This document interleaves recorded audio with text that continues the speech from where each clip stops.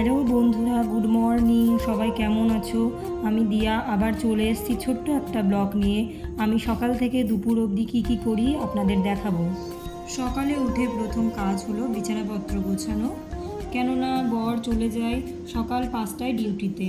আমি আরামসে আস্তে আস্তে কাজ করি, উঠে ঘর ঝাড় দিই, তারপর ঘরটা ভালো করে মুছে নিই। চলে গেলাম রান্নাঘরের দিকে। রান্নাঘরটা ভালো করে পরিষ্কার করে নিই। রাতের বাসনগুলো সব আস্তে আস্তে আমি মেজে নিই।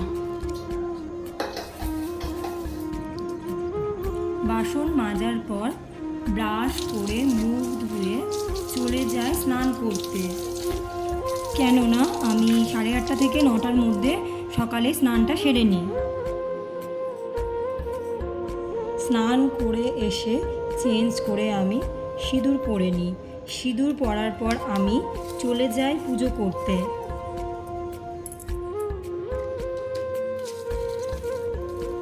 পুজোটা হয়ে যাওয়ার পর সকালে কিছু মুখে দিই, তারপর ব্রেকফাস্ট করে নিই।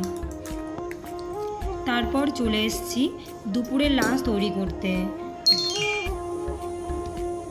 প্রথমে ভাত করে নিলাম, তারপর ডিমের ঝোল রেডি করছি।